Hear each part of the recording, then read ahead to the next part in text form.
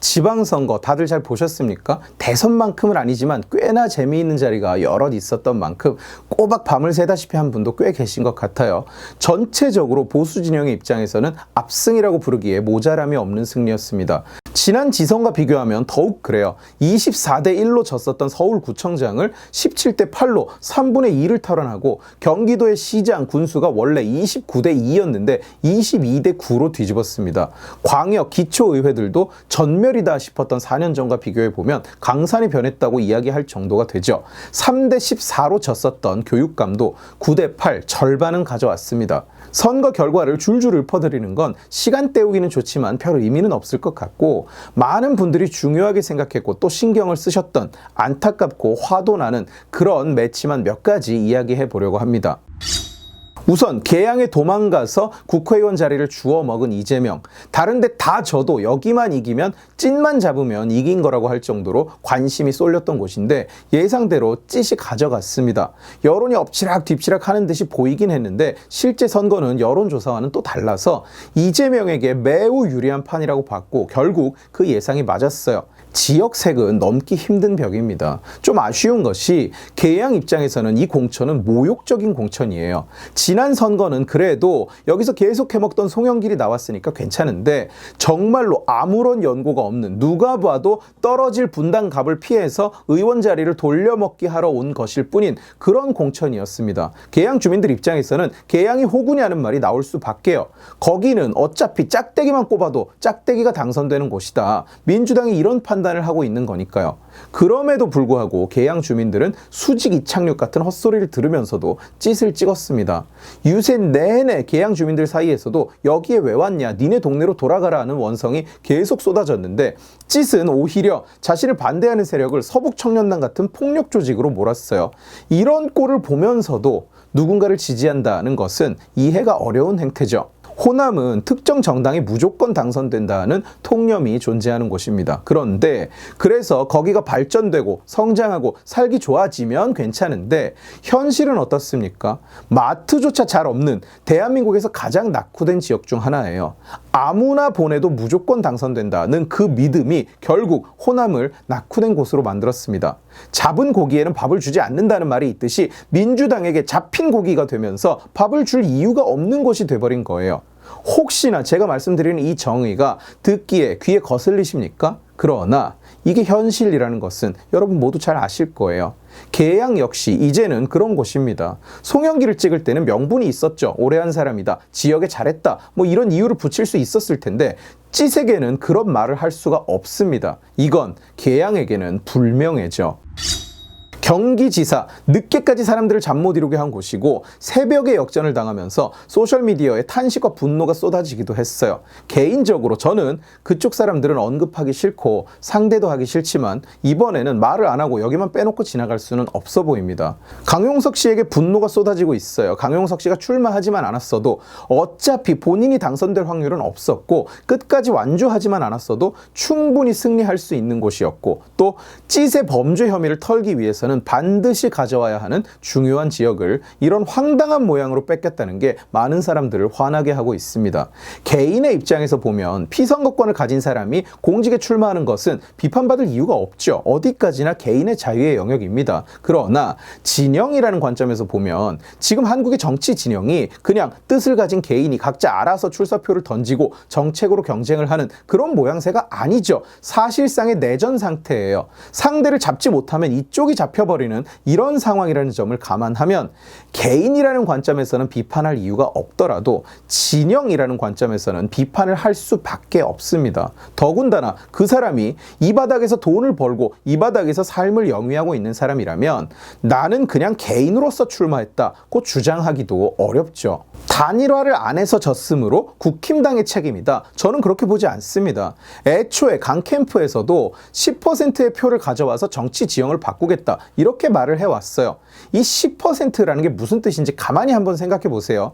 이번 선거 여론조사가 시작된 이래 김은혜 후보는 단 한 번도 김동연 후보를 10% 이상 두 자리 차이로 따돌린 적이 없습니다. 단 한 번도요. 항상 박빙이었습니다. 그런 상황에서 10%를 가져오겠다는 말은 김동연이 승리하고 김은혜는 내가 가져온 표 때문에 패배한다 하는 그림이 그려져 있었다고밖에 보이지 않습니다. 제 말이 틀렸습니까? 10%를 가져오면 김은혜가 무조건 지는 거였거든요. 물론 10%를 가져오지는 못했지만요. 단일화는 반드시 덧셈인 것이 아닙니다. 때로는 뺄셈이고 때로는 나눗셈이에요. 우리는 지난 대선을 비롯해서 모든 선거에서 그런 장면들을 보아왔습니다. 단일화가 덧셈이라면 지난 대선에서 신지혜를 영입한 윤석열 캠프는 폐머시기 표를 받아서 지지율이 올랐어야 돼요. 그런데 결과는 어떻게 됐습니까? 지지율이 두 자릿수로 하락해서 캠프를 해체하기까지 했어요. 폐머시기 표가 얼마나 왔든지 간에 그것과는 비교도 할 수 없을 만큼 많은 표가 빠져나간 거예요. 친구를 얻으면 적도 얻는 법입니다. 그리고 때로는 친구보다 적이 훨씬 많은 사람도 있어요. 지난 몇 년간 강용석 씨가 해온 방송 활동이나 함께 어울려온 사람들은 많은 열성팬을 확보하기도 했지만 절대 다수의 사람을 적으로 돌리기도 했습니다. 온건 그리고 중도라고 불릴 만한 수많은 사람들이 고개를 돌려버리게 하는 그런 장면들이 많이 있었어요. 또한 아스팔트로 불리는 정치 활동가들을 생각해 보세요. 이분들의 행동을 비난하거나 비판하는 사람은 많지 않습니다. 적어도 진영 내에서는요. 개인적으로 문제 있는 행동을 하는 사람도 있겠지만 적어도 그 활동 자체는 많은 사람들이 인정하고 또 존중합니다. 그러나 그런 활동가들은 제도권 정치로 잘 들어오려고 하지 않아요.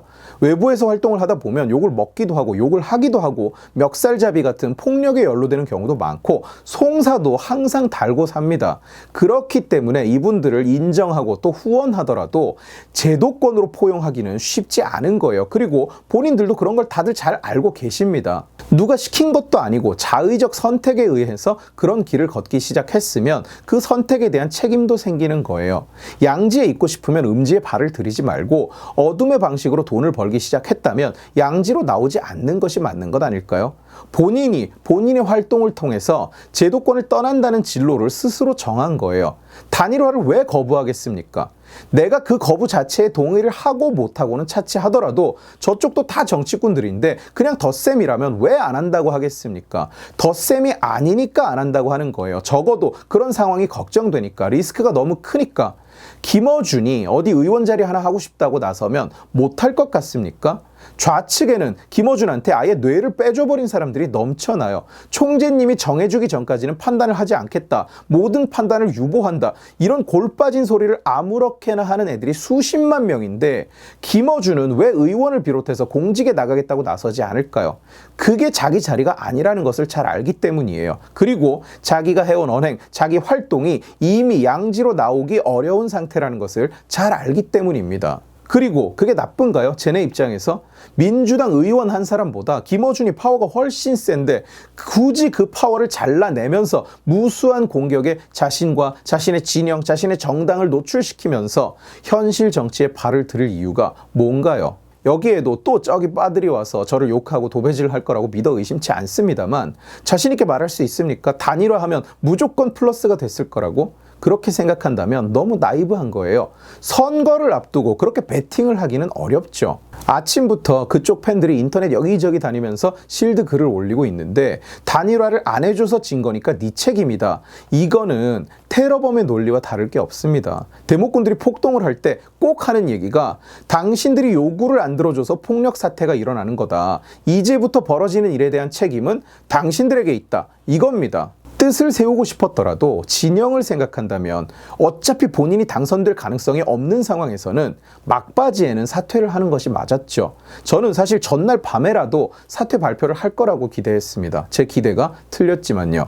애초에 복당을 시키고 경선을 하게 해줬으면 어땠을까요? 저는 개인적으로 그렇게 하는 것이 더 낫다고 봅니다. 그러나 당 대표를 그렇게 공격하는 방송을 하던 사람을 복당시키지 않는 것이 어느 정도 이해는 가요. 당 대표도 사람이잖아요. 그냥 쿨하게 복당해서 경선하세요 했으면 좋았을 텐데 하는 아쉬움이 남고, 그렇다고 하더라도 복당을 안 시켜줬으니까 나는 끝까지 달린다, 이런 판단에 동의가 되지는 않습니다. 이미 클리앙에서는 이러고 있어요. 강용석한테 고맙다. 강용석은 인생에서 자기 소임을 다했다.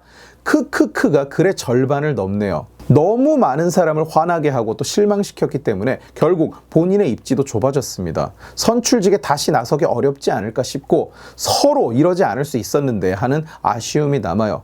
며칠 전에 경기도에서는 내부 감사에서 김혜경 관용차량 사적 이용 의혹에 대해서 자기들끼리 조사하고 자기들끼리 위법성이 없다고 결론을 내버렸습니다. 이래서 경기도가 중요했던 거예요. 경기도를 뺏겼으면 이재명은 아예 당대표 선거에 못 나옵니다. 그런데 경기도를 먹음으로써 이재명은 자기 정치적 기반이 아직 자기를 지지한다는 명분을 갖게 됐어요. 사실이 아니지만 또 사실이 아닌 것도 아니죠. 경기도를 넘겨준 것이 이재명에게는 재기의 발판이 되는 것은 확실합니다. 아마도 의견이 갈리지 않는 분노 포인트, 서울시 교육감일 거예요. 이건 말을 길게 할 필요도 없습니다. 조희연은 교육감을 3선을 해먹게 됐는데 3번 다 보수 단일화 실패로 주워 먹었다는 미친 기록을 갖게 됐어요. 부끄러운 일입니다. 조희연이 부끄러운 게 아니라 당신들 3명이 부끄럽다고요. 조전혁, 박선영, 조영달 셋은 다시는 출마하지 않았으면 좋겠습니다. 앞으로 이 3명이 나오면 따라다니면서 운동을 벌이겠어요. 여기까지 말하면 일부는 이렇게 생각할 거예요. A가 무슨 잘못이냐. B랑 C가 잘못해서 이 꼴이 났는데 왜 A도 같이 욕하냐. 예, 좋아요. 근데 A가 누군데요? 지금 전부 다른 이름 얘기하고 있는 거 알고 계세요? 누군가에게는 조전혁이 A지만 누군가에게는 박선영이 A고 누군가에게는 조영달이 A라니까? 전부 자기네가 피해자고 다른 둘이 썩었다고 주장해요. 그런데 그건 당신 생각이라고요. 중요한 건 셋 중 그 어느 누구도 단 한 명도 단일화를 이끌어낼 용기도 능력도 없었다는 겁니다. 이건 그냥 팩트예요. 왜? 결과가 이미 나와 있으니까요. 어차피 본인이 당선이 안 돼요. 표가 갈리면 무조건 본인이 안 돼요. 셋 다 안 된다고요. 본인이 당선될 수 없다는 걸 뻔히 알고 나온 거예요. 뻔히 알고 끝까지 달린 거예요. 조희연이 받은 표는 38.1%, 박선영은 23.1%, 조전혁은 23.49%입니다. 아주 나란히 비슷하게 나눠 드셨어요. 이 둘만 합쳐도 46.6%죠. 조희연을 멀찌감치 따돌리는 수치예요. 조영달은 왜 나온 건지 도무지 모르겠는데 조영달까지 합치면 53.22% 과반이 넘습니다. 둘만 합쳤어도 충분히 이길 수 있었어요. 그리고 절대로 혼자서는 못 이겨요. 절대로. 그런데도 마냥 그냥 각자 결승을 향해 달린다. 단일화가 안 됐으므로 모두 함께 달린다. 무슨 멧돼지입니까? 정면으로 무작정 달립니까? 어차피 안 되면 누군가는 물러나야죠. 상대가 안 물러섰다. 그럼 본인이 물러서면 되잖아요. 결국 당신들 셋이서 무슨 짓을 한 겁니까? 당신들 역할이 조희연 선대위원장밖에 더 됩니까? 솔로몬의 심판 이야기 다들 아실 거예요. 솔로몬에게 두 여자가 한 아기를 데리고 찾아옵니다. 서로 이 아기가 자기 아기라고 주장을 해요. 솔로몬이 판결을 내립니다. 애를 둘로 잘라서 한 덩이씩 줘라. 그러자 한 여자는 좋다, 둘로 잘라달라고 하고 한 여자는 그냥 상대방에게 아기를 주라고 합니다. 솔로몬은 아기를 차라리 남을 주고라도 다치지 않게 해달라는 여자가 진짜 엄마라고 판결하고 그 아기를 그 여자에게 줘요. 그리도 서울시의 교육이 어쩌네 저쩌네 떠들어댔지만 전교조에게 사로잡힌 서울시의 교육은 그리고 아이들의 미래는 저 셋 중 누구의 친자식도 아니었습니다. 저 셋은 서울시 교육의 진짜 부모가 아니었어요. 그냥 서울시 교육을 잘라서 나눠주시오 라고 이야기를 한 사람들인 거예요. 다시는 저들이 교육감을 하겠다고 나서지 못하게 해야 됩니다. 저 3명의 이름을 똑똑히 기억합시다. 어차피 잊어버릴 수도 없겠지만요.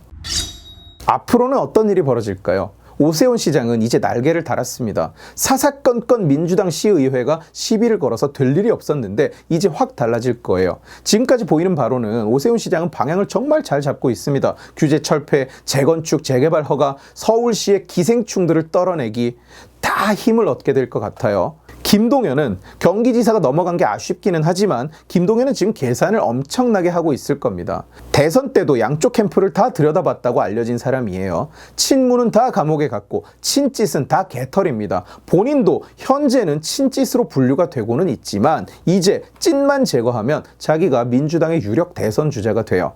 이런 상황에서 김동연이 앞으로 어떻게 나오는지 보는 것도 재미있는 관전 포인트일 겁니다. 이재명은 본인은 일단 살았지만 당내 입지는 좋지 않아요. 당권을 노릴 것으로 예상되고는 있지만 이재명 하나를 살리자고 당이 다 죽었다는 비판을 거세게 받고 있습니다. 당장 침묵 중이던 이낙연이 바로 입을 열고 나선 게 그 증거예요. 우리도 계속 저 얼굴을 보는 게 짜증나지만 민주당 지지자들 상당수도 그렇게 생각하는 중입니다.